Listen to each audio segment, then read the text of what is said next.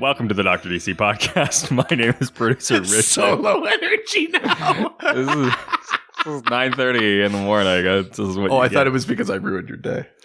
Haha. Oh no. Oh God. Stop. I can't. I just made Richard listen to the new movie version of Friend Like Me from Aladdin. I know that this isn't the proper term, but cultural appropriation seems to come into my mind. I don't know why. Right. I'm not sure who's appropriating what, but it just feels offensive. Yeah, something is being appropriated. Yeah. Mm-hmm. Oh, I don't 100% hate it, but it just feels like he's phoning it in. Yeah. Yeah. You mean the guy who hasn't done rap in decades? I'm still upset that he didn't do a song for Suicide Squad. Considering that was the shot. That was it. The dead shot. Oh my God. This is a shot. It's a dead shot. Gonna go boom. Gonna go yeah. I still love the fake one that someone wrote for Bright, where it was just called Orc Cop. Yes. My name is producer Richard, and across from me is the doctor himself. Hello. Each week, we're off on a tangent there. Each week we talk about Disney and all of its movies coming in the future and from the past. We do often talk about other things. Yeah, but mostly we talk about the weird and wonderful world of DC while fielding questions from listeners, just like you. Solid intro. I definitely did not fuck that up. That should be our motto. We got a review. We got a review. Yeah. It's happening. We're so close. It's all happening. I'm almost there. We're almost there. It's been months. This is killing me. On UK iTunes. Whoa. Well, pip. Oh, wait, never mind. It's gone. Somehow it's gone now. Now it's 1 star. Yeah. No. They took it back. How are they listening live? I don't know. They just assumed. Yeah. It's just good timing. We got a 5-star review, at least for now, from Ravana, with the title, did I just use my Apple ID from 2012 to download and sign into iTunes to rate the Dr. DC podcast? They go on to say, Yes, I did. You guys are worth it. Keep it up, Doc and producer Richard. Hashtag bring back the leather bands. Hashtag where's the stand-up clip? The stand-up clip is coming. Although I imagine it'll be pretty a pretty low quality because it'll probably just be my wife recording on her phone or something. Yeah, generally when it's coming, it's low quality and your wife recorded it. Jesus Christ. Brutal. Yes, for those who are not on Patreon, I have when I start doing stand-up comedy, I have promised to put something on Patreon for it. So we can either laugh with or at me. It's better than than our upcoming new $10 Patreon subscription. Oh yeah, the suggestion we got for a $10 Patreon level is just releasing the episodes but editing out all of the bits where Richard says daddy and then something else. Or just anything creepy, I would assume. Well, no, I think it was just specifically that. You're going to have to pay a lot more if they want to get rid of all the creepy. Yeah, I was going to say, that's what it was like. They were literally going to be like, hi, welcome to the Dr. DC podcast. See you next week. Yeah, you can find us on Facebook. Yeah. Oh my God, that's really funny. We got a few pieces of news, some pretty interesting stuff though this week. Some fun. Oh God, I do not want to try to read this name. Okay. Japan Sejik shares art from the unnamed black label. Oh, Stepan Sejic. Yeah, obviously. That's obviously what it is. That person shares art from unnamed black label Batman comic. Have you seen this? From Batman Damned or from something else? It says unnamed. Oh. It looks like it would be. I have not seen this then. Oh, hot damn. Yo, that looks dope. Right? Oh, interesting. And it's 3 oversized 60-page issues. Interesting. It looks dope. Yeah. It's like actual bat creature. Yeah. Yeah. Not man bat. No, like a Batman man-bat. J'accuse. I wonder if it's at all related to like Red Rain, like the Dracula universe sort of thing. Ooh. It's a real spooky. Which would be pretty dope. That's a really spooky Batman Man-Bat. Yeah, I like Stepan Sajic's art. I think I brought him up a bunch when we did our I always prefer fan fiction I porn prefer Pat's parodies work, episode. Sorry? I prefer Pat's work. Sajak? Like Wheel of Fortune? Do you know that makes me think of Will Smith? Oh, There's a song where he does a bunch of like game show host puns. In Aladdin? No. Like in a previous album. It's like, I got it down pat like Sajak, I'll will your fortune away. Price ain't right, I don't play. Find yourself in jeopardy. The first clue, what is Will Smith hot to death and not you? What I really like about Will Smith is his approach to like social issues, his like his cutting edge sort of like breaching the boundaries of what's okay. Like that's really why I think that he is where he is. You know, it's really testing the limits of hip hop and talking about the issues that really matter. That's why I'm such a big fan. What the issues like how we're gonna party like it's 9:10. Oh, hold up, it is. I just think like if I was in Miami, like what would that be like? Are you sure? Yeah, that's he's really tackling the important issues. Yeah. Well, it's just the two of us, so we can make it if we try. We're not going to. But we won't. No. That pretty much guarantees we won't make it. Yeah, absolutely. I'm stoked about that piece of art. That looks fucking rad. Yeah, but I think just it does bear a resemblance to the Batman. What, like the Red Rain one? The Earth 43, yeah. I think, too, this is also maybe a sign that Black Label is trying to, like, that whole thing is maybe getting its feet under it again. Mm-hmm. Because, like, Three Jokers has been delayed for a while now. Like, we're still waiting on Three Jokers to come out. We did get some updated art this week, though. For that one? Yeah. Oh, yes. Yeah.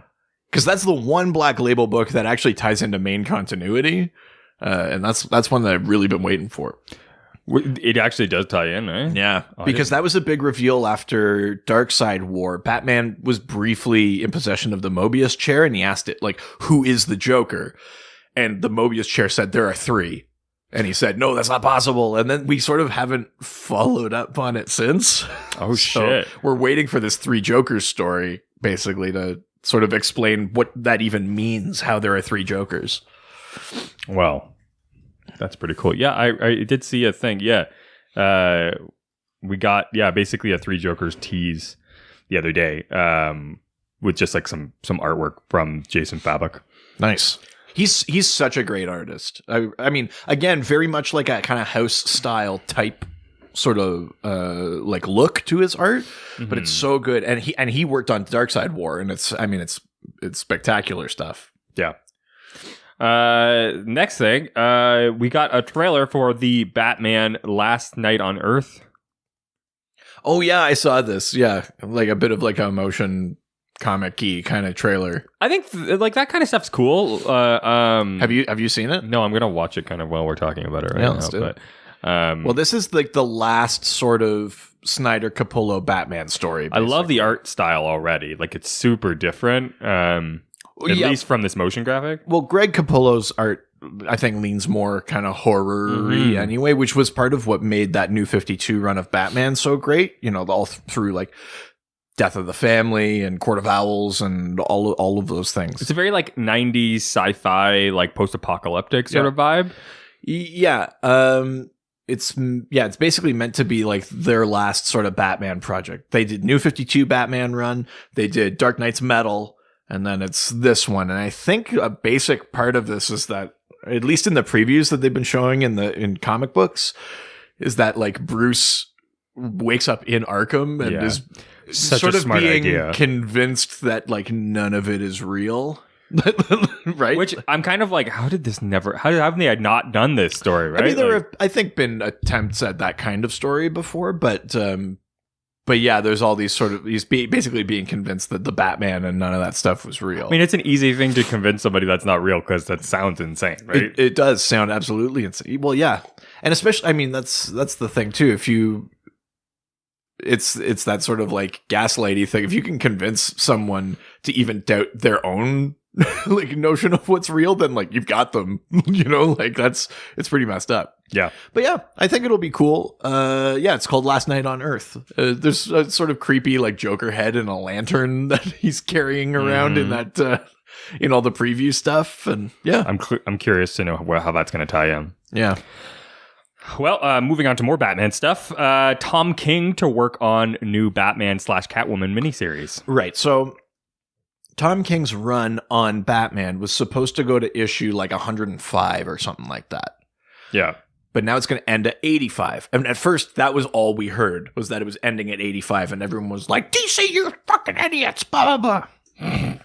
What we've since learned is that they're moving Batman from twice monthly to just monthly again, and sort of shifting the storytelling. But this Batman Catwoman 12-issue series is basically meant to cap off what Tom King was sort of building towards in his big, like, Batman story. Yeah. So Batman 85 will end I think it's City of Bane arc.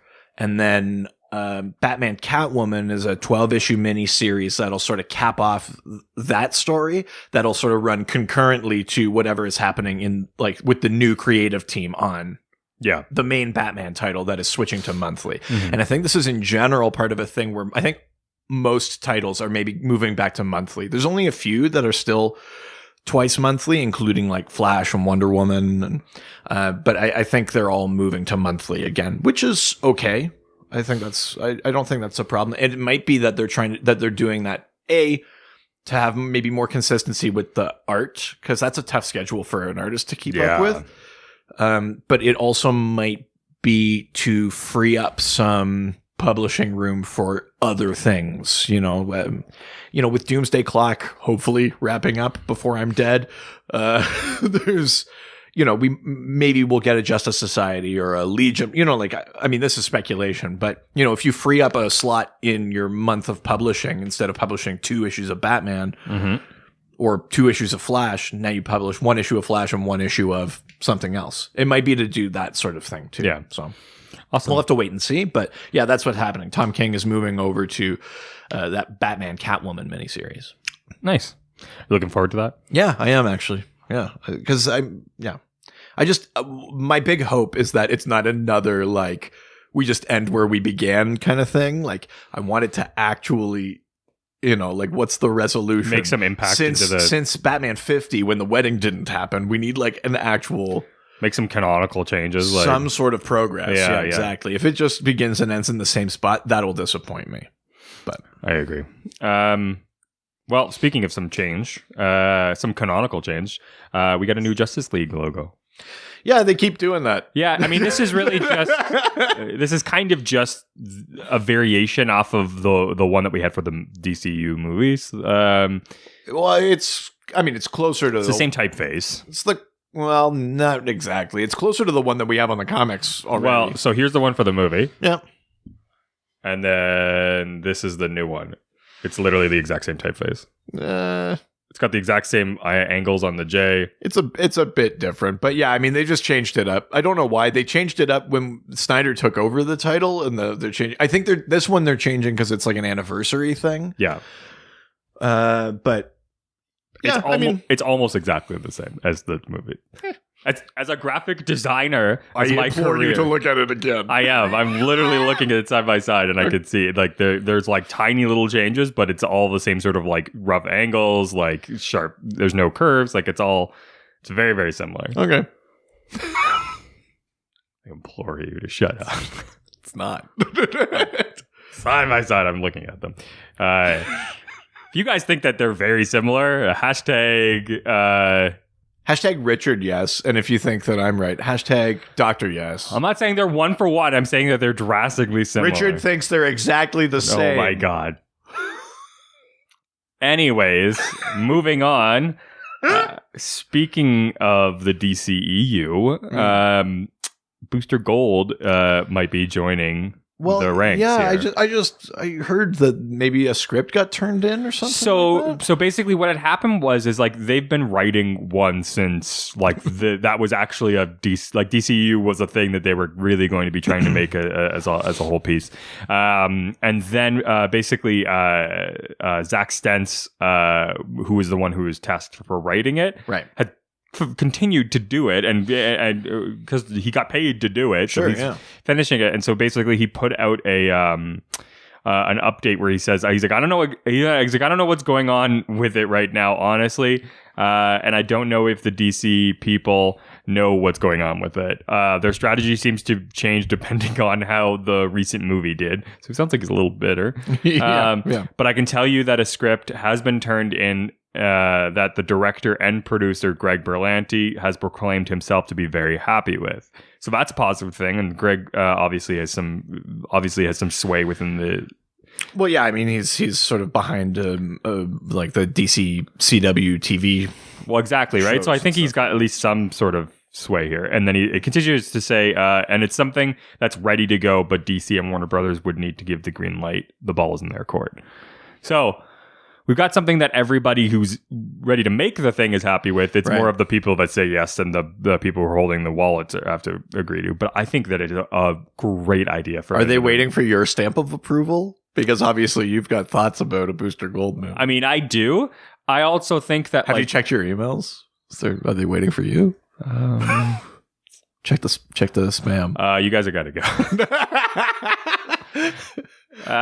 We're shutting down the podcast. I got bigger and better things now, baby. Yeah, fuck you guys. You're all pieces of shit. I'm gonna burn this bridge down. I think that after the success of Shazam, this type of movie I think would make a lot of sense. Let's pull away from some of the big major characters that the general public is super aware of, and go to some of these other sort of like second class in some. Well, and it's just fun stuff, time travel and there's like a ton that you can do that nobody's really done like the way that you could do it with Booster, I think. And obviously having fun has been successful for them. Yes. Right? So let's keep his ball going. DC execs, let's make this happen. Yeah, it's pull the trigger. It's all ready and prepared, and you just got to go forward. And what's your next step after Shazam? That's not something that we've already done. Let's have another step that we can kind of move forward and do something different. Right? Yeah, totally. I think that's a great idea. I do too. I would love to see a Booster Gold movie. That'd be fun. And then you can tie in obviously Blue Beetle and. Right? I mean, there's just there's so much. You got a few movies. We can go full Justice League International. Gnort, big screen. Oh, here we go. Hell yeah. Last piece of news here: Ra's al Ghul returns in a 6-issue miniseries. Oh yeah, it's Batman versus Ra's al Ghul, I think is the series. I believe so. Yeah, I mean, it's not the story we need. No, I don't know that this is one that I'm like, oh my god, finally. but yeah, I mean, he's a pretty cool character. I think that there's an interesting dichotomy with the whole sort of like sensei like student thing there. Plus he's the grandfather of Damien, and like it's a very tangled web now with what a tangled web with the Al Ghul's with the demon's head, But yeah, I mean, I think the people that like, other, quote unquote, like sort of second string characters get pissed off when every announcement is Batman something. It's like Batman Last Night on Earth, Batman Catwoman, but it's like, guess what? Batman Ra's al Ghul, Batman. Stop buying those and then they'll stop making. But that's the thing, right? But yeah, they go with the market, and market says Batman. Yeah, and The flip side of that is that when DC does put something out, like Hawkman or buy it, whatever, support it. You have to actually buy it. Yeah, you can't like just sit around and be like, I wish they. It's like then you have to support the. You have to do it. Yeah. So, but that's kind of a tangent. Shuck you. That's right. This week's theme: Tangent Comics. That's right. Yeah, we're talking about the Tangent Comics universe. Not just a thing that happens when Kyle Clark's on the podcast. Who? Who? Who am I kidding? I love Kyle. Yeah, we love Kyle. The Tangent Comics was like a thing. I think it was like 97, 98 when the first ones were being written.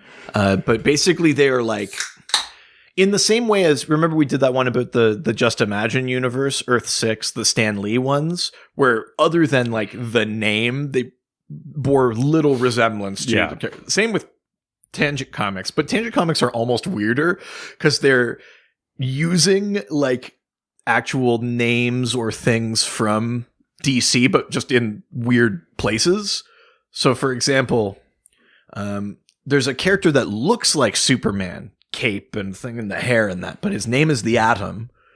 Oh, you did tell. And his name is Adam Thompson. Yes. Whereas Superman on the Tangent Earth, Earth 9, is a black former cop named Harvey Dent who gets like mind powers. So it's a mix-em-upsies. It's very mix-em-upsies. Like Professor, I think somewhere in the Tangent universe, like Professor Martin Stein fuses himself to a nuclear bomb and calls himself Dr. Polaris. So he's not Firestorm. It's like, you know what I mean? Like the Tangent universe is totally like that. Like just flipping, like just basically like picking things out and rearranging them. And, but in 97 and 98, they basically put out a bunch of these little like one-shot comics that sort of all tied together, that introduced a bunch of these characters and sort of made a tangent version of the Justice League. And they fought a tangent version of the Ultra Humanite. Okay. And then like 10 years later, they revisited the Tangent universe in a pretty big way, including like the current Justice League. And it was sort of like a cross-dimension story. Oh, wow. But yeah, it's Earth 9 of the multiverse is the Tangent universe. And I think it was mostly a way for writers to just like play around, have some fun, do something different. I know in the case of Superman, the idea was like they wanted to focus more on the man side of Superman, that he was someone normal that then... normal. He was just like an ordinary human who then was experiencing these sort of superhuman things. So, instead of the other way around. So do you enjoy a lot of these? I do. I mean, they're fun to sort of dip into. It does get, especially if you're a person that like, you're trying to keep track of like the lore and things like that. It can get confusing when you're like, you have to, like, the names are misappropriate. Like Harvey Dent is Superman here. It's hard no connection to Superman in the main one. It's hard to remember. Like, is a little bit of that. That's like, oh shit, right, okay, yeah. But actually, they are kind of fun. They're sort of it's a strange universe, though. There's a lot of weird inversions of stories. Like the Green Lantern in the Tangent universe has like a lantern on a staff and basically can put the lantern on a grave and briefly resurrect the dead until they complete their unfinished business. Oh, okay. That's that Green Lantern's power. It has nothing to do with will. It has nothing to do with anything like that. That's what that Green Lantern can do. The Flash, it's a female Flash, and she has like light powers because she was like born in space. She's like the first person born in space, and she can move at the speed of light, and like there's like stuff like that. Batman is like an Arthurian knight who's physically trapped inside his own castle, but can put his spirit into an empty suit of armor and like patrol London or whatever as this suit of armor. Just a bit of armor, isn't it? Isn't it? Just a bit of armor. Pip. just a bit of armor that's perfectly crafted for whoever might be inside of it, isn't it? I mean, the best part of this piece of armor is that nobody is actually inside it, so you can make it look however you want, and you don't have to worry about killing someone's parents and putting them into a life of training to get into the exact shape of the suit that you made. So what I was going to actually say was that no one's in this armor yet. It's perfectly crafted, and all you have to do is find a person and mold them to put them inside. Oh, you know what? That's more fun. Yeah. Let's kill the parents. Yeah. Pip, pip, pop, pop. Pop, pop. Oh, no. Well, why don't you just take a little jaunt through the alley? Yep, just a little pip, pip, and then a pop, pop, and then it's all done. Now I'll have to send you away to summer camp. Where they have summer camp games with your counselor, Rachel. It's a summer camp on a mountain. Yep. As you do, you know. We got a few questions this week, so let's jump in. Sure, let's do it. Going into Facebook. Go to the face and the book. Go and do the Facebook. Pop pop. We have a question from obviously the most interesting resident. There is. Andrew Delgado. That's right, Andrew Delgado. It's a 50-50 shot. Obviously, who else would it be? Don't answer that question. Andrew Delgado asks, what are some of your ideas for tangent heroes and villains? Whether or not they were already used in tangent comics. Stay nerdy, my friends. Sure. He's really like leaning into the most interesting resident, and I appreciate that. That's all I ask, is just commit to what bits that I put forth for you. Just pander to us. Yes, exactly. A thing that we refuse to do to you, I ask you to do for us. Well, how about this? I'll maybe give you just a couple more examples of Tangent Comics characters, so you can kind of get the sense of like how it works. How it works, or quote unquote. It's not like there's a formula, but then we can kind of come up with our own, maybe. Yeah. So, for example, there's a Tangent Comics version of the Spectre. Okay, but instead of being like a part of, God's vengeance or like an actual spirit, it's a person who basically they get the ability to move out of phase. Like they can be intangible or invisible. It's like a molecular kind of, just like can go through walls or be invisible or things like that. They're not a spirit. It's not magic. It's like a science-y kind of thing, but that's the Tangent Spectre. Because they would be spectral in a way, but that's about it. You know what I mean? There's, I mentioned the Batman. I mentioned Superman. Wonder Woman, for example, instead of being from the island of Themyscira and stuff like that, she's an alien who's exiled from her world for... not like war crimes, but like something like that. And so she's on Earth and trying to like do good because she's in exile. So instead of like willingly leaving the island, she's been like forced off her planet kind of thing. So it's just like you could take like an aspect of the character that is true and then just sort of twist it a little bit. And that's kind of how you make a tangent character. Did you want to try and come up with one? Sure. So, Blue Beetle. Okay. And it's a person who at any point can become Ringo Starr. Do you know what's funny?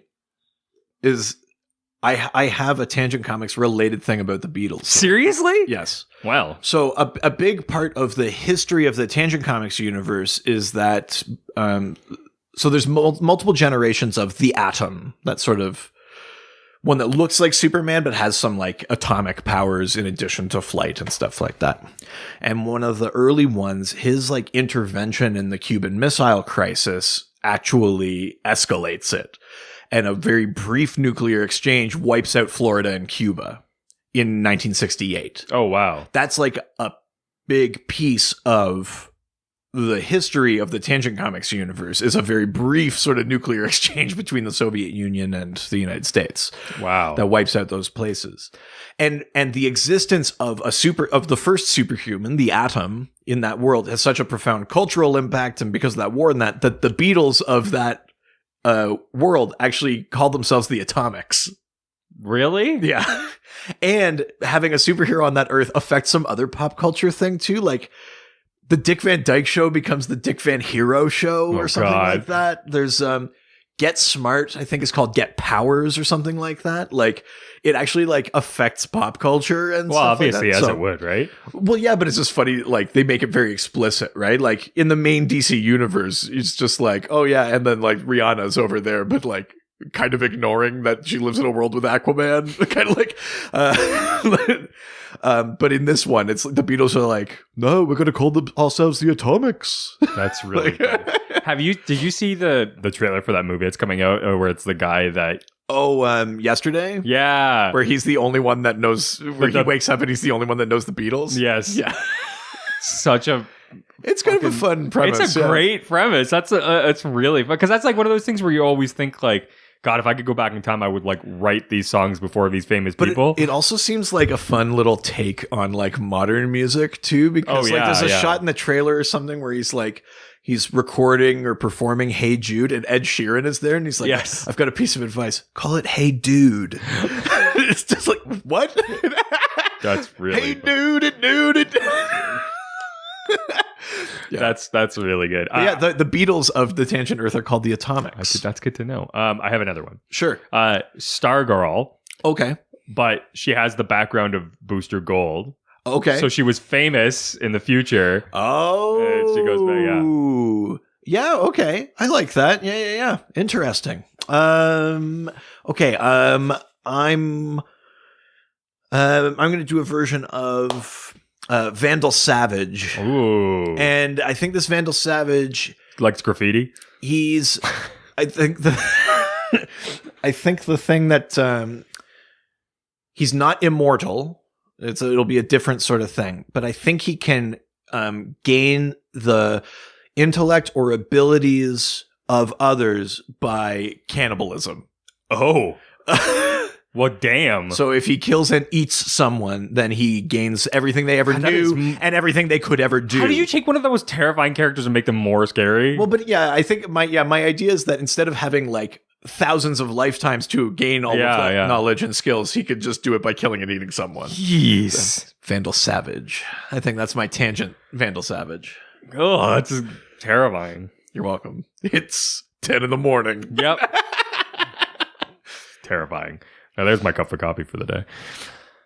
All right, we're leaving Facebook and heading on over to Twitter. Twitter.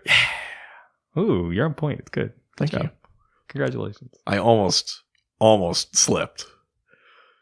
Twitter. Oh, it's the Twitter. Oh no, I'm so sorry.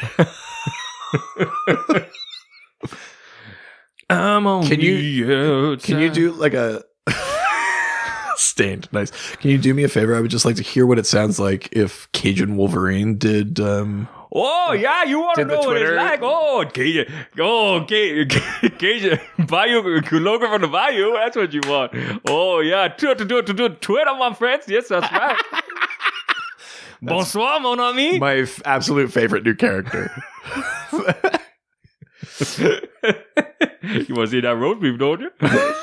Hey, daddy like that, don't you? Oh, Mallory, you like that, right? Bonsoir. Oh, God. Mallory like that roast beef, don't you, daddy? All right. Jesus Christ. Yeah, just fucking bury that. Yikes.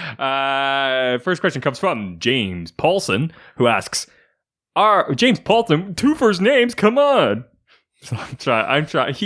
I feel like he deserves something. He's been asking a lot of questions. That's the opposite of what you said last week, where you said your name is boring. You don't get a drop. Yeah, well, I'll edit point. Just edited what you said last week. James Paulson, you don't get him. You don't, fuck. Wow. Yeah. Edit point. Oh, that brings me back. If you want our edit point t-shirts, you can go to our website, drdcpodcast.com, and go to the merch part of our website. It's an edit point shirt right there for you. James Paulson, I'm not getting you a drop. 2 first names. No, thank you. Nice. Seamless. You're sweating so much. The allergies are really getting to me, guys. This is the dawning of the age of allergies. Oh. Age of allergies. Age of allergies. James Paulson asks, are there any tangent storylines that were written by Morrison? If not, are there any that are in his style of writing by other writers? I think that Morrison would make a ton of sense to do a tangent story. So I'm super curious if that's the case, because I feel like his sort of like working outside sort of concepts for DC and then bringing them in. Like, I think that he does such a good job with that, with taking something that's already so esoteric and bringing his writing style. I just wonder if it's not a big enough of a thing for him to include himself in. I don't know that he actually did. I don't think Grant Morrison did write one. Although he should have, yeah. Right? But I think that it was such like a sort of off the side of someone's desk like concept that he would do very well in that, though. Yeah. But Yeah. Oh, interesting. I mean, Morrison has included tangent characters in other, like in Final Crisis. Yeah. Sort of in part of the story of Final Crisis, or in Multiversity. That's, Earth 9 is one of the Earths. Like they're in there. It's not that they don't exist. But no, I don't think he wrote any of like the original like Tangent Comics pieces. Yeah. Yeah, I can only imagine what he would do. I mean, it's funny because, like, in a way, like, the Tangent Comics Doom Patrol is, like, pretty not the Doom Patrol. No. It's, like, some characters from the future who come back in time to prevent stuff from happening. But it's, like, Doomsday, Starfire, a couple of others. Yeah. That's the Doom Patrol. Yeah, I don't know who he would write. But that is an interesting... That's an interesting premise. It might be neat to see him write the Tangent Metal Men. The version of that one is basically they're just like soldiers who like always come back unscathed. They're called the Metal Men. And if I'm not mistaken, I think they go by like how like they go by nicknames, but instead of something stupid like GQ, they go by nicknames like Hawkman, Lobo. Like I think that's the Tangent Metal Men that do that. Might be neat to see Morrison write something like that, but no, I actually don't think he wrote any of those like original Tangent stories. I think he's just referenced the Tangent universe in things since, like Final Crisis. Yeah. Yeah. Cool. Next question comes from our old friend Dave Rossi. Dave! Dashel, turn off the podcast. Seriously, please God, turn off that podcast. Jesus. Yeah, I mean... What were you thinking? The things that I'm going to be saying. No! Not like this. Dave asks, have any characters crossed that dimensional barrier to visit that alternate Earth or vice versa? And are those stories available besides event comics? Right. Well, I mean, I guess technically it counts as an event comic. Mm-hmm. But there was so on the 10-year kind of anniversary of Tangent Comics, they did a story called Tangent Superman's Reign or something like that. Oh. Where you revisit the Tangent universe and that Superman has since taken over. You like rules the world, basically. And it's about sort of fighting to free the world from his police state. But leading up to that, there were some issues of comics that either referenced or briefly you saw pieces of the Tangent universe. So I think it's in Ion in either issue 9 or 10. Ion, Kyle Rayner, when he has like the entity of will inside him. Yeah. He ends up in the Bleed, which is the space between parallel Earths, where he briefly encounters, I think it's Captain Atom in the Monarch suit. And he ends up encountering the Tangent Green Lantern. And I think by the end of that story, he ends up in possession of that lantern, the one that can like raise the dead. And he like gives it to Guy Gardner to keep safe. Because he's just like, I need you to do this for me. Yeah.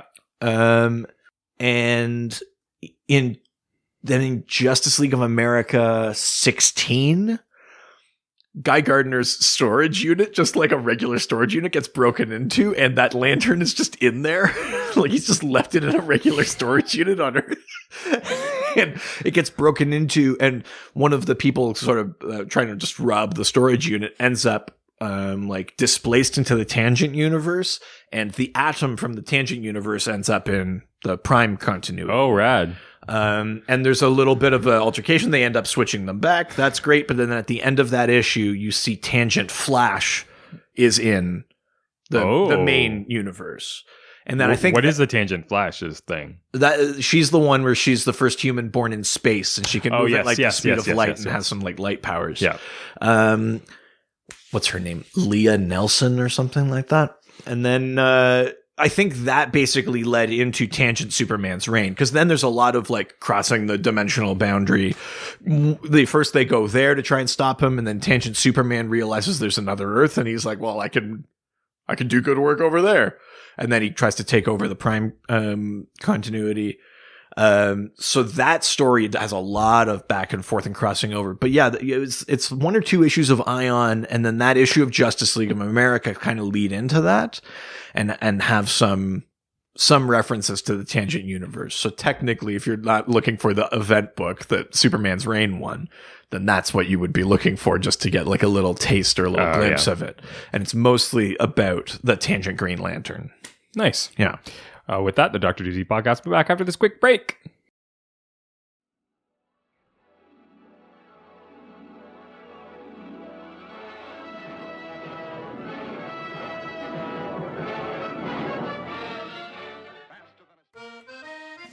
Oh, bonsoir, mon ami. Logan from the Bayou right here now. I just want to take a second and recommend some great podcasts that are available from Stitcher Premium, no? Oh, yeah, you like that Stitcher Premium. You pay a little bit, you get a lot. Oh, yes. You've probably heard about Marvel's script podcast, Wolverine the Long Night. Oh, it sounds very intriguing, no? Oh, you get that crocodile in there. That crocodile named Wolverine. There's some fancy bayou creature called Gizmodo. They call it the X-Men crime drama podcast I never knew I wanted. Sometimes you're like, maybe I need that chevret, the little shrimp, you know? And then and then it ends up being much more tasty than you think, because you put that in a jumbo and you realize that's a shrimp that you did not know you needed. Oh, yeah, that jambalaya. Oh, yeah, you like that jambalaya. Oh, yeah, oh. Oh, now I don't know much about this Wolverine character, but I have to say that Wolverine might be back with a brand new season of that podcast. You can only hear it on that Stitcher Premium, so you got to subscribe, you know? This season's called Wolverine The Lost Trail, and it picks up with Logan in a Louisiana bayou. Oh, I tricked you, eh? Eh, you didn't? Say two. You thought Logan was a separate person than this Wolverine, but haha, no, it's c'est bon. It's all one person. C'est va? I'm well. This story was written by comic book author Benjamin Percy. It stars Richard Armitage. You know, The Hobbit, The Hannibal, the Berlin Station as well. Trying to hold on to this Bayou accent is not so easy, eh? We've been into some unsafe territory, I would say. A little bit, depending on where I put my accents. It's you know. Do you require any help from me, Jean Valjean? Oh yes, I bringing friends in is really the joie de vivre, if you think, eh? It's me, the dernier des Manhunter de Mars. Well, let's take our pirogue and go down this adventure together. All right. So the next things we talk about, if you're looking for a new sci-fi comedy podcast set on a space station, I do not know nothing about no space station. How about you? I do. I am from Space Sector 2814.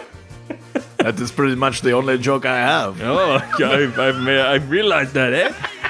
You go to the distant future, then you should check out the EOS 10. EOS 10. That's I believe it is pronounced EOS 10. That makes sense based on the pronunciation that they provided in this document. It's a story of two maladjusted doctors that our medical team have brought on an intergalactic travel hub on the edges of Perhaps it would be helpful if you didn't eat while recording.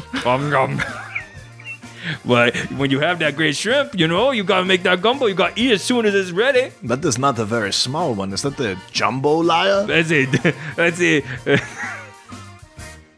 You have a big mix of McMupsies, and that's a jambalaya. That show you were talking about, it has a little bit of a taste of Scrubs. It tastes like Scrubs. Is it at all like Scrubs? It's kind of like Scrubs, the TV show, but in space. I like. Yes. With Stitcher Premium, you also get thousands of hours of original and ad-free content. like Comedy Bang Bang and Kevin Smith's Smokecast. Why would you want to skip the ads, though? They're always so a quality.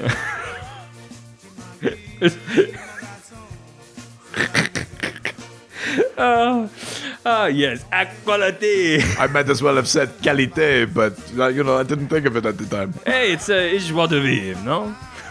Comme ci, comme ça. Plus early access to new releases, exclusive bonus content, and archives of your favorite podcasts, and hundreds of stand-up comedy. I'm really going more like French Canadian at this point. Well, there is a historical background linking the Acadians and the Cajuns. It's the same word, just with a different accent. Oh, bonsoir! Mon amis, get a free trial of Stitcher Premium. I subscribe. I like a lot of podcasts on there. Just go to StitcherPremium.com and use promo code DC. DC. Yeah, you like to get that dirty little DC? It's good. Just 2 letters, D and C. DC. DC. Et maintenant, le retour au show. Oh yeah, back to the show.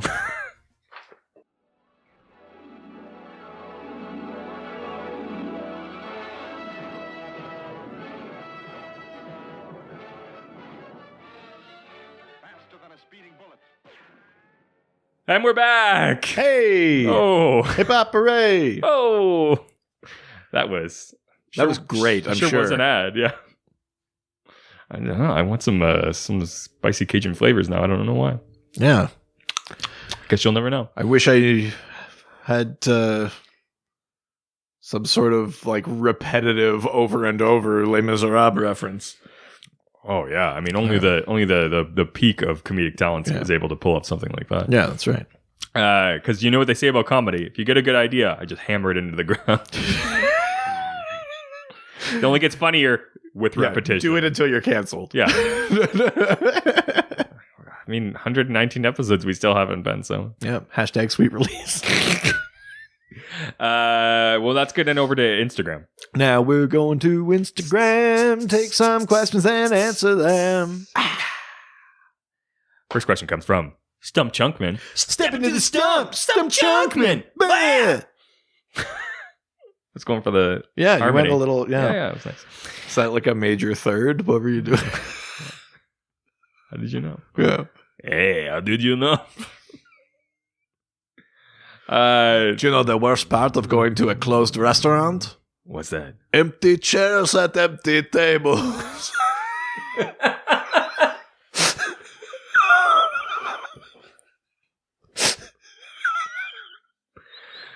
How long have you been holding that one? Like about 3 minutes.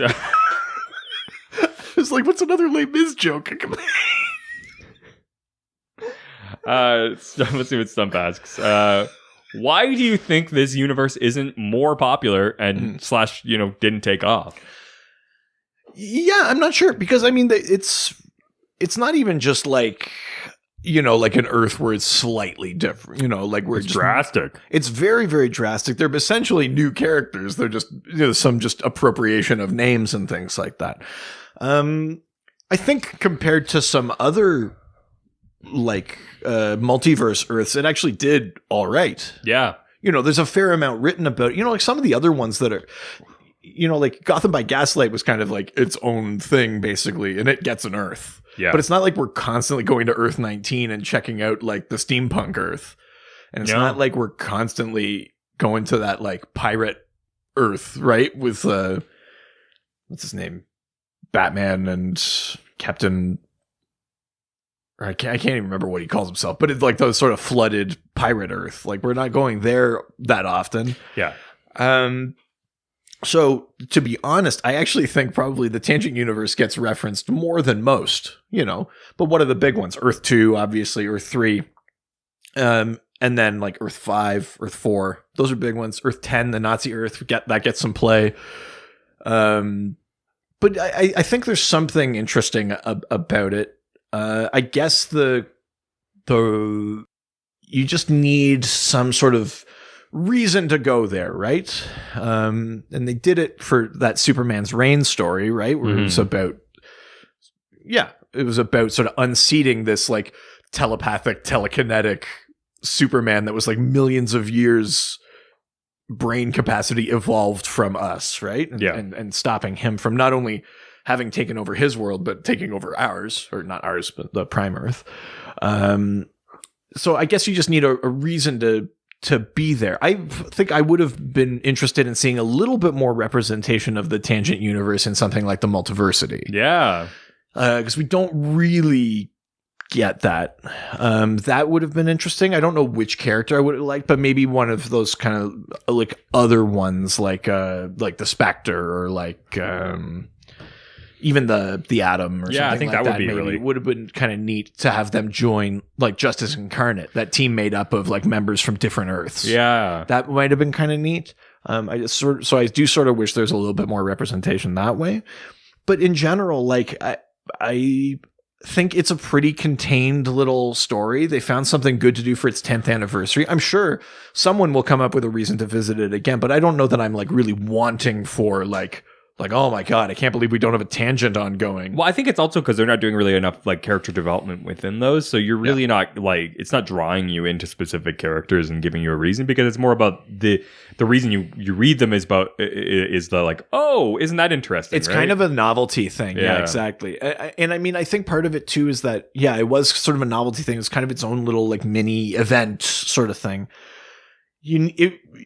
I've said before, I would love to see an ongoing title from a different Earth, one that doesn't get a lot of... Totally. Tangent, I think, qualifies for that. It doesn't necessarily get a ton. Yeah.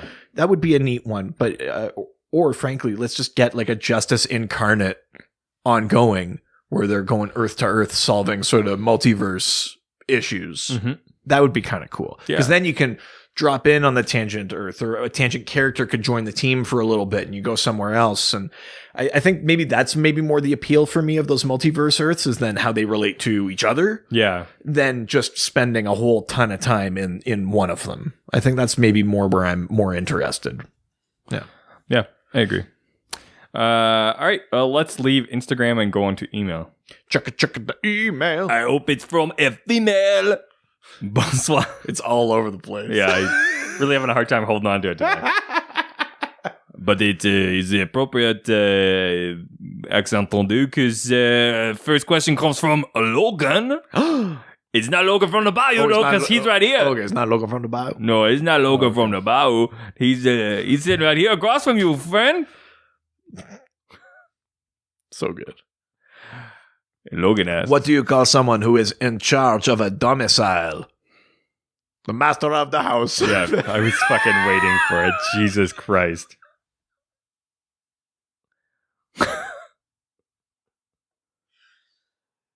I hope I get it. I hope I get it. How many boys? How many girls? Chorus line. It's always fucking chorus line. Oh God, I need this job. No, Jesus, please, God, I need this job. What did Logan ask? He asks, how many people does he need?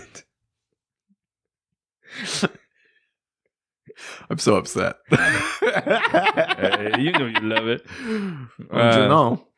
Logan asks, was Tangent Superman always a bad guy, and is he still? So I remember you mentioned that he was trying to do good stuff before. So is he a bad guy or a good guy? Well, so this is a thing that we've talked about in other stories and stuff like that. But so he starts as a quote unquote normal guy. In his like one shot where you get his sort of origin, it's told from the perspective of his partner, his like romantic partner. And she's writing about what's happened to him. Yeah. So basically what you learn is that years ago, the government experimented on this African-American community with like a variation of a Miraclo drug. And basically it killed like half the people and the other half were like horribly mutated and died anyway.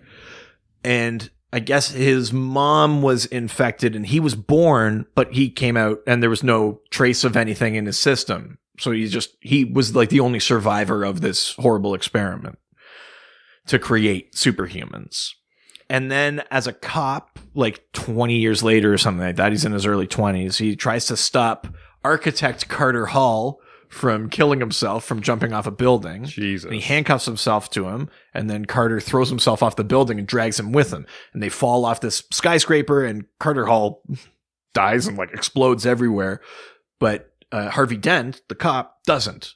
And it activates this sort of latent power in him. And basically his brain begins developing at a faster and faster rate. It's almost like a Phenomenon, like that Travolta movie. Oh my God, yeah. It starts with him just like being able to solve like crosswords, and then he's like in the library and he reads all the entire contents of the library in like a day or something, and then he develops like telekinesis, and then he develops telepathy, and he sort of gains all of these sort of like powers, and basically his brain is like a runaway train evolving faster than anything else, like Lucy. And kind of. And then the thing with that is that it starts, like Dr. Manhattan, like the brain, like any other character that sort of tries to achieve or approaches like omniscience. Yeah.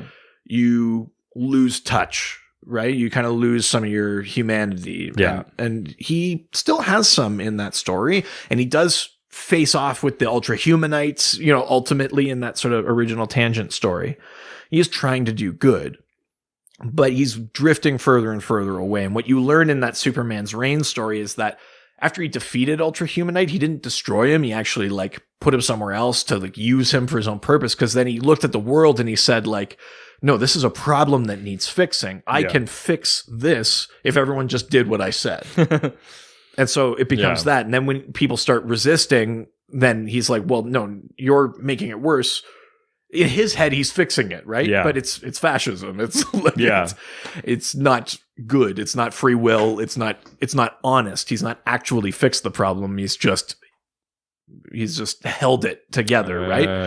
Okay. So that's kind of where he went. I wouldn't necessarily even say he was evil, because he's so removed from the concept of humanity at this point that the idea of like, well, we got to like kill someone that's in our way, or he's like a person, governing ants, that's kind of like how he views it, right? Like you step on an ant because it goes where it's not supposed to, like you don't care. Yeah. That's sort of where he is. It's not like he's trying to be like, I'm going to torture these little buggers. He just doesn't, it doesn't register emotionally, right? Mm-hmm. To us, it's horrifying and evil and the worst thing ever, but he's just like, why can't you just accept that I'm so far beyond you? Just trust me. It's fine.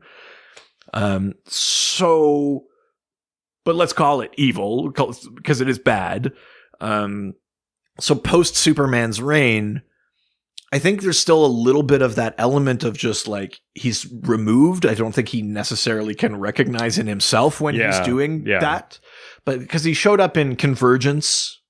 And I think he sort of uses his, mental power, and he realizes that like an ultimate outcome requires that he loses the fight. So he throws a fight that he's in in Convergence for that kind of purpose. It's not that but again, it's just him calculating. There's very little emotional about it. It's not about like, we shouldn't fight each other. Why would we let Telos or Brainiac win by fighting each other? It's just like, no, this is the outcome we need. I'll do it.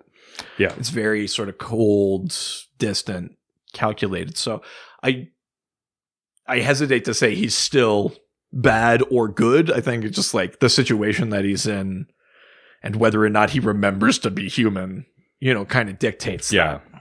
Yeah, very similar to like Dr. Because the whole thing with Ultra Humanite was that it should like the Ultra Humanite of the Tangent Universe showed up and like caused like a EM surge and like blacked out the whole world. It thrust the world into chaos and that sort of thing. So then when he looked at it, he was like, I can fix this.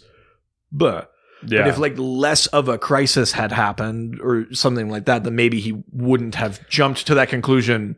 Maybe at that point, he might have gotten there eventually anyway. But. I feel like a lot of his decisions are based on good intentions.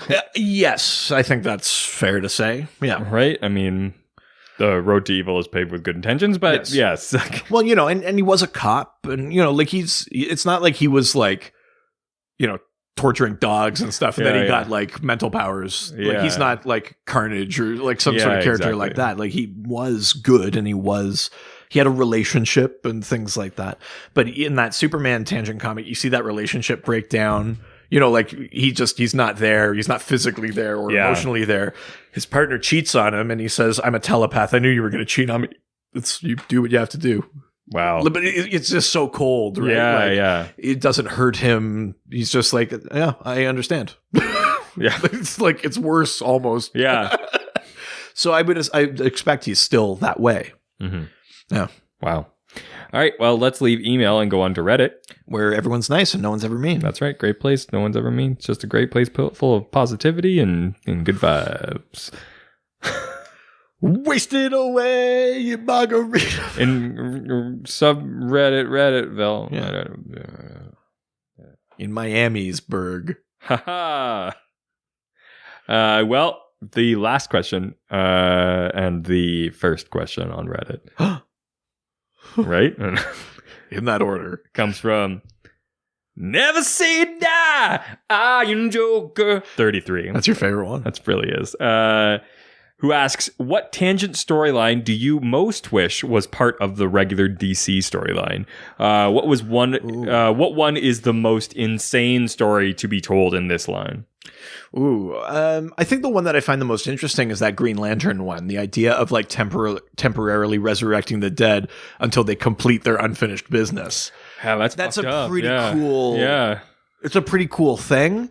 And so, that Green Lantern is in like a cloak, has this lantern on like a crook kind of thing. Yeah. And places it on a grave. And then that person comes back and finishes their unfinished business. Like that's a really dope conceit. Yeah. So that's a pretty neat power and a neat setup. It would be neat if there was a character on Prime Earth that could do something like, or if that Green Lantern is just transplanted permanently, takes up a new code name or something and just lives on the Prime Earth. I think that would be pretty cool. I really like that idea a lot. That's fucking rad. Yeah. Craziest. I don't know. That's a little bit tough. But I guess Atlanta sinks into the sea because of that like nuclear exchange. Like Atlanta, Georgia? Yeah. Oh, okay. And becomes New Atlantis. And there's there's a scientist named Dr. Aquatus who ends up sort of sunk, and a bunch of people get mutated, like nuclearly mutated. Oh. They become called sea devils, but they're basically mer people. Dr. Aquatus turns evil and calls himself Aquaman. But basically he gets like, his thing is that he gets like merged with a lake. He becomes like a living lake, like just living water. Which is in some ways similar to the Just Imagine Aquaman, similar to the Stan Lee one. But he's a bad guy. He's like a mad scientist. Yeah. Aquaman. That's a pretty weird one. I told you that Martin Stein one is pretty weird. Where he fuses himself with a nuclear warhead and then calls himself Dr. Polaris. That's really weird. That's a weird one. It's cool, but it's still weird. Nightwing is basically like a government organization that's so top secret even the president doesn't know about it. Wow. It's kind of like a real, like, kind of Suicide Squad-y, but not necessarily made up of villains, but that type of thing. Very sort of clandestine. That's called that's Nightwing, and there's different people that are part of Nightwing. That's pretty crazy. I think in the accident that turns Dr. Aquatus into Aquaman, I think there's a guy, his name's Gunther something, and he becomes that Earth's Plastic Man. And he also works at a coffee shop and serves the same group of friends every day. Yeah. Yeah, and he just pines over Rachel. Well, I mean, how could you not? Yeah. Yeah. Hi. The Power Girl one is like a Chinese manufactured superhero to try and... What? Well, if you think of like an arms race, right? If the US has these metahumans, then the Chinese try to do it and a bunch of them die or something, but Power Girl survives. Wow.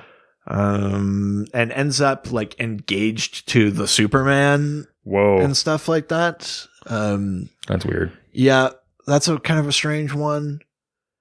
Yeah, I don't know about the weirdest, There's but nothing I that think stands up. I think above Dr. the rest. Aquatis, like that Probably. Aquaman one, is the weirdest one to me. But Yeah. I mean, the idea of people being mutated when a city sinks is not weird. That's No. like literally the story of Atlantis. Yeah. Sub Diego. Yeah. Like we've been through that one a lot, but yeah, I maybe it's that one. Becoming like a living maniacal lake is kind of funny. Yeah. Yeah, that's weird. Yeah. All right, well, before we move on, we've got a call. So let's listen to it. Yeah.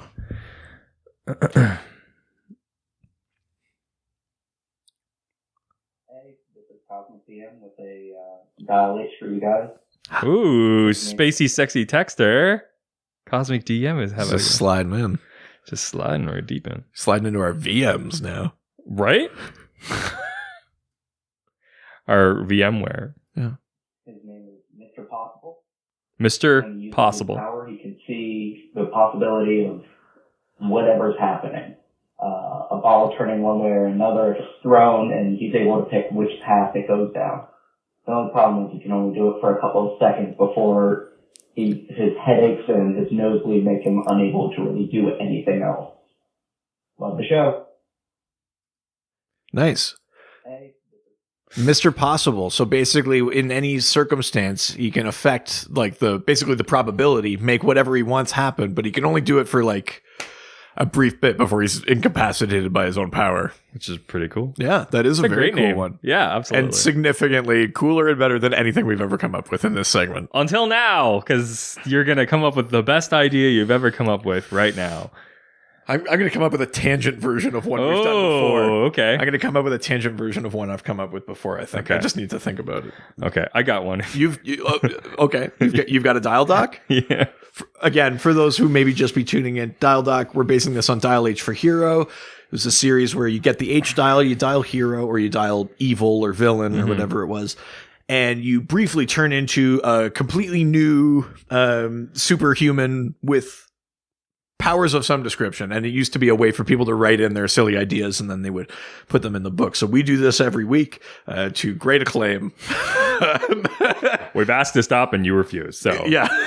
So, Richard, what is your dial doc? So I'm going to go about mine in a little different way today. Okay. I'm going to start with their abilities, and then I'll tell you the name of the character. Okay. All right. So, I have a quick question before you start. okay. Are they Cajun? Oh, no, they're not. Oh, great. Okay. No, Keep no, going. no, no. I was going to stop you right there. They're from the Bayou. No. A goddamn swamp thing. Yeah.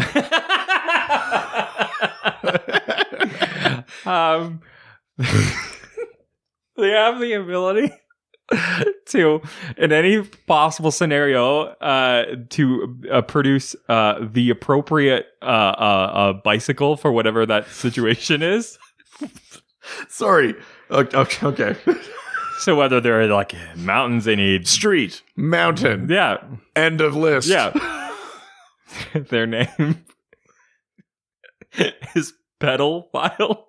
Oh, no. Oh, no. God damn it. God damn it. Get it? Because his bike is Pedal File. I hate you so much. What? I don't understand. What's the problem? Right, so they can create the bike they need most. Yeah. Fuck you. What? I don't get it. Pedal file. Really? What? I don't. I'm so upset. What's the issue? I don't understand. It's a bike. He's really into bikes. He's really. He's too into bikes, I would argue. I don't understand what the problem is. He's only into bikes with training wheels. Oh my god!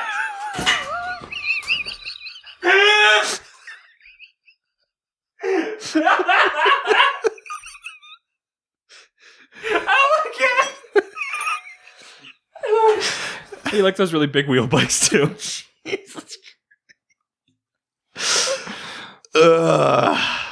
Well, moving on from that. So what's yours? So a few weeks ago, Yeah. I came up with a character called Popesicle. Oh, okay, yeah. Who okay, had yeah. like basically like the Dante's Inferno sort of like had the ability to like channel like the ice powers from the depths of hell. They were like celestial ice powers, basically. I'm going to make the tangent version of Popesicle today. Oh, okay.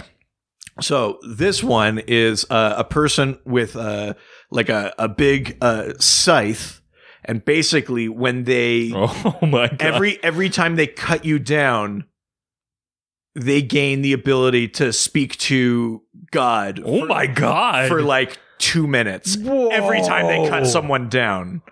That's just an awesome idea. And God is always like, "Can you stop doing this?" And he's like, "But it's is like how I get to talk it's the to you." quest for power." And so they're basically, it's a villain, clearly. Oh my But basically, God. yeah, Popesicle has like a scythe, like a sickle kind of thing. And every time they cut someone down, they gain the ability to speak directly to God for 2 minutes. Is the scythe they have like that they stole from like Death or something? Yeah. Oh yeah. Yeah. Fuck yeah. Yeah. That's just a good And God idea. cannot like sever this connection. It's Yeah. something even God can't stop. But that's because Death is older than so this God. that's the tangent universe Popesicle. Yeah. That was the one thing from Supernatural. You gotta be fucking kidding me. Well, no, not that part, but it's not pedophile, is no. So Death is on the show. it? Sure. And there's a part where Death's having a conversation with one of the guys, and he's just basically saying, like, he's talking about his relationship with God, and he's just saying, like, well, he's just like, everybody dies. He's like, one day he's like, I'll even reap God, and he's just like, right, yeah, he's just like, well, he's like, who came first? And he's like, we've been around for so long, we can't even remember. Fucking cool. That's pretty dope. Yeah. Well, I mean, there's a thing like that in DC too, like in the, like with the Endless, from like the Sandman stories. Mm-hmm. So Death basically says, ultimately, like, I'll be the last thing. I'll kill the last living thing. I'll put the chairs on the tables, and Yeah. I'll lock the door to the universe when I leave. Wow. And that's, that's a similar kind of thing. Yeah. It's fucking cool. Yeah. All right. Well, we would love to hear what your type of characters you can come up with. The thing I hate most is that it's a good pun. Let's what do you think came first? Just use the hashtag DialDoc and send us your idea for hero or villain, or maybe somewhere in between. Or send us a question for next week's episode. Well, next week is the start of Fanagar. Oh, Fanagar. It's the fun fan month. Yes. And so just like the first week of Fanagar last year, this year we're doing a fight night episode, but the rules are different this year. I don't want you to submit matchups for us to discuss. Only submit a character you want to throw in the ring, and we will randomly match them up and that's fun. and discuss them. So no context. You don't get to say like Batman with prep time. Yeah. Without this tool, you just name a character. We'll put all of them together in a big sort of like list, and we're gonna and we can pull them out. We're gonna randomly match them really up fun. and do fight night. So that's next week. So submit your characters. Yeah. I'm definitely interested in that. Yeah. So you can send those questions, you can send those characters, or just talk to us online through our various social media platforms, such as our Facebook, Dr. DC Podcast, our Twitter, at Dr. DC, Instagram, Dr. DC Podcast, email, drdcpodcast@gmail.com, subreddit, r/Dr_DC. and of course the doc phone is now open. All you have to do is give us a phone call at 208-917-3238. 208-917-DCEU. That's right. Leave us a message and we will play it on the show just like we did today. Also, not only can you talk to us on the phone and through these social media platforms, but we also have some DC articles. We have some merch that you can buy. It's all through our website. drdcpodcast.com or .ca. And of course, you heard the review at the beginning of this episode. We are one review away from getting to our live streams, or at least our video recorded episode. I haven't decided if it's going to be live stream. I have to get some equipment, but we're gonna make it look awesome. So, and that'll be our episode on artwork. Yeah, so you get to see an actual visual medium for a podcast about comic books. Exactly, right? So we're going to do that, which we just need one more review. So obviously the first and best way to do that is go to iTunes and leave us a 5-star review, and we will read it on the show, and that's how you can get the episode. But you can also go through Facebook and leave us a review on our Facebook page. You can go into your workplace and print out a review and post it to the bulletin board in your classroom, write it on the chalkboard before class. Yeah. If you're getting married over the weekend, just replace your vows with a 5-star review of the podcast. Hey, and I don't want to just limit it to the bride and the groom. If you're doing a best man speech, Yeah. it can all be about comic books are described as in the Webster's dictionary describes comic books as When I first read Batman, I knew in that moment that that I would give a 5-star. Mark and Karen would be happy. Yes, Because exactly. he was not. It just it proved to us that that how much you love us. Yeah. Yeah, prove your love. Prove your love. Buy our merch. And of course, we have a Patreon. That's right. Patreon.com/DrDC. It's only $5 a month. You get a full bonus episode every single week. Unless you want specific content cut out, then it's $10 a month. Daddy made a kitty. Oh, Daddy made a roast beef kitty. Yeah. Oh, yeah, Daddy make that kitty, no? Oh, yeah. Oh, shoot him, Clint. Oh, yeah, you take that phone and cut down on that little pussy. Crocodile. Oh, yeah, you like that crocodile, don't you? Oh, that's it for this week. Bonsoir, my friends. Adios. Cha-cha. Snickety snick. You fucking Cajun Wolfer. All the superheroes, they always fight for what is right. Live with danger and adventure, they are men of might. This was a Brain Freeze podcast.